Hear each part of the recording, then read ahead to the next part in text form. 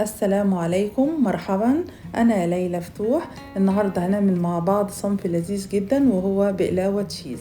معايا نص كوباية من المية، ومعايا كمان كوباية من السكر، ده سكر حبيبات عادي. ومعايا كمان منكهات. المنكهات دي أنا استخدمت القرنفل واستخدمت الورد المحمدي، وتقدري حضرتك تحطي فانيلا أو تحطي قرفة عود، أي صنف من المنكهات انت بتحبيه. هرفعها على النار، ومجرد ان هي هيغلي معايا هنزل بعصير نص ليمونة، وههدي بعد كده عليها النار وهسيبها لمدة 5 دقايق وهشيله من على النار. هبتدي اعمل الحشوة بتاعتي. انا معايا كوباية من الفستق الاخضر. طبعا احنا ما عملناش فيه اي حاجة، ولا عذبناه ولا حمصناه ولا اي شيء. هبتدي ان انا افرمه معايا. طبعا انا عايزاه فرم خشن، فلذلك انا بكسره بالسكينة زي ما حضرتك شايفة كده، لان انا مش عايزاه احجام متساوية، عشان انا هحطه هيبقى طبقة من ضمن الطبقات. وعايزة لما اكل التشيز بتاعي او البقلاوة تشيز اشعر بطعم الفستق. زي ما حضرتك شايفة هخلص كل الكمية بنفس الطريقة، وهنقلها في طبق حبيبات خشنة مع صغيرة، هو ده المطلوب. هسيبها على جنب وهبتدي اعمل التشيز بتاعي. انا معايا 500 جرام من الجبنة الكريمي. تقدري حضرتك تستخدمي جبنة كيري، تستخدمي اي جبنة انت بتفضليها، بس اهم حاجة ان هي يكون الملح بتاعها خفيف. هبتدي انعمها كويس على اساس ان هي تستقبل المكونات اللي انا هحطها عليها.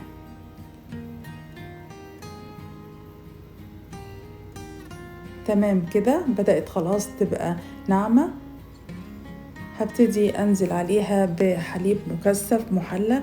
دي العبوة كاملة 350 جرام. ممكن حضرتك تستعوضي مكانها بسكر يكون 130 جرام، بس يكون حبيبات ناعمة مش خشنة قوي.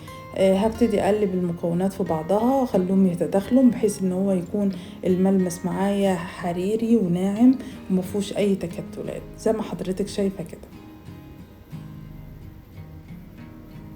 معايا 3 بيضات. هبتدي انزل ببيضة بيضة، مجرد ما البيضة تختفي هنزل بالبيضة التانية، طبعا ده مع الخلط المستمر.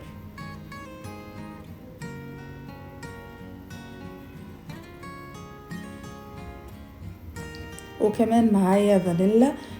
دي فانيلا سائلة، هاخد منها معلقة صغيرة، وممكن تكون نص معلقة من الفانيلا البودر، بس لو هي فانيلا خام ما نكترش كتير لانها بتسبب مرارة في الطعم. لكن لو فانيلا اكياس يعني مضاف لها سكر، استخدمي باكت كامل.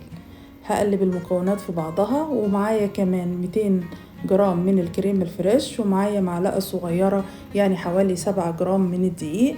هاخد شوية من الكريمة الفريش عشان ادوب فيها معلقة الدقيق، عشان اضمن ان الدقيق ما يعملش في الخليط تكتل. وهنزل بكل باقي الكوباية على خليط الجبنة، وهبتدي اقلب الكريمة مع المعلقة الصغيرة من الدقيق كويس عشان ما يبقاش فيه تكتل. وبرضو يعني تأكيدا للموقف ان انا هستخدم المضرب، بحيث ان انا ادخل المكونات في بعضها تماما. تمام كده، الخليط امتزج في بعضه كويس قوي زي ما حضرتك شايفة، ناعم خالص. هبتدي انزل بعصير نص ليمونة عشان يديني يعزز لي الطعم، بالذات ان انا مستخدمة حليب مكثف ومستخدمة الجبنة، فانا عايزة الطعم التشيز الحلو. انا معايا دلوقتي قالب. القالب ده ممكن تستخدمي يعني قالب لازم يكون زي قوالب التشيز بتتفتح من الجنب. هحط فيها هدهنه يعني نسبة قليلة أوي من الزبدة، وأحط فيه ورق الخبز. ومعايا كمان نص كوباية من الزبدة المذابة، ومعايا عجينة الفيلو. طبعا دي من العجائن الرقيقة واللي بتدي طعم جميل، لأنها مش تخينة، لا هي عجينة رقيقة جدا وجميلة. هاخد منها حوالي 10 ورقات.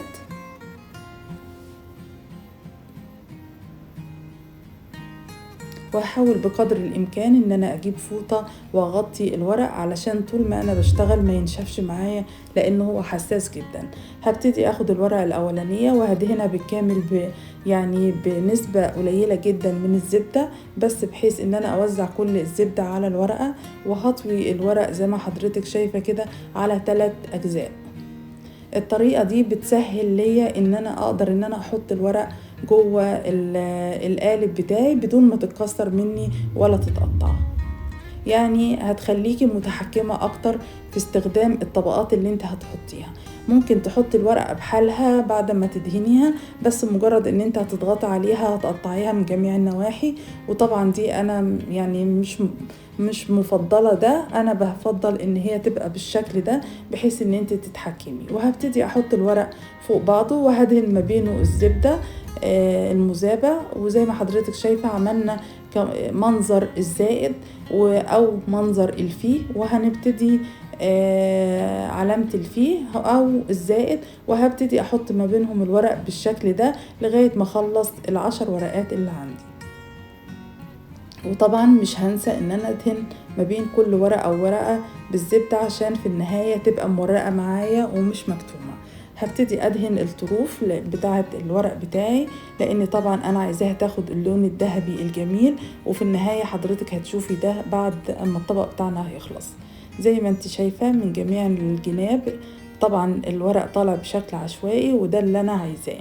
هبتدي اجيب معلقتين او معلقة ونص من السيرب اللي احنا عملناه قبل كده، وهقلب بيه الفستق اللي احنا قطعناه وبقى مجروش، بحيث ان السيرب هيحاول ان هو يلملي المكسرات مع بعضها، وكمان بنص معلقة كمان من الزبدة معاهم. وهقلب بحيث ان انا لما افرده في قاع الصينية بتاعتي او قاع القالب ان هو ياخد ديسك متساوي ومتماسك. هحاول بقدر الامكان ان انا اسوي السطح، يعني ما يبقاش فيه جزء تخين وجزء رقيق، عشان يبقى الديسك متساوي في كل جنب من الصينية بتاعتي. انا هبتدي دلوقتي معايا اخر ورقة انا فضلتها في الاخر عشان ادهنها بنفس الطريقة، بس هعملها على شكل مربع واحطها فوق طبقة المكسرات عشان لما احط عليها التشيز التشيز ما يختلطش بالمكسرات بتاعتي. يعني انا عملت بمثابة حاجز ان انا افضل محتفظة بالطبقة واخدة ديسك مستوي ما يطلعش يعني مع السخونية في الحرارة بتاعة الفرن ان هو ما يطلعش على التشيز. زي ما حضرتك شايفة انا بصفي التشيز بحيث ان انا اضمن تماما ان ما يبقاش فيه اي نسبة تكتلات، ولو في ان انا اقدر ان انا انعمه تاني وينزل في الخليط بتاعي. وزي ما حضرتك شايفة ده يعتبر سان ستيبستيان تشيز كيك بقلاوة، طبق رمضاني من الدرجة الأولى، وكمان نقدر ان احنا نستخدمه في مناسباتنا لانه طبق سريع وجميل. هبتدي دلوقتي ان انا اهذب الورق من الحواف بشكل يكون عشوائي، وطبعا هدخلها الفرن وانا مسخنة الفرن قبلها بربع ساعة. هبتدي دلوقتي اعمل الخطوة دي خطوة اختيارية. انا ده كوباية من الكنافة ومعاهم معلقة من الزبدة. هحاول ان انا احمر الكنافة بحيث ان انا هستخدمها في الديكور بتاعي. ممكن حضرتك تستبعدي الخطوة دي وممكن تعملي زي ما انا بعمل. بتديني طعم رائع جدا، بالذات لو انا استخدمته الطبق ده في رمضان. يعني طبق رمضاني جامع ما بين البقلاوة والكنافة والتشيز.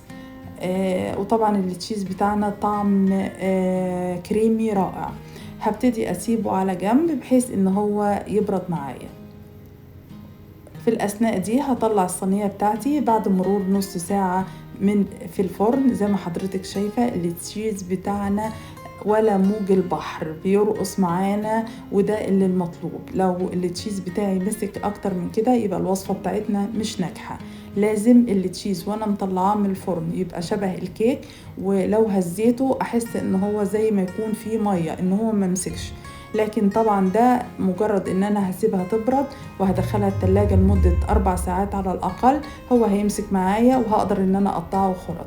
انا معايا دلوقتي الفستق مجروش، ومعايا ورد محمدي بدلات، ومعايا الكنافة اللي احنا حمرناها.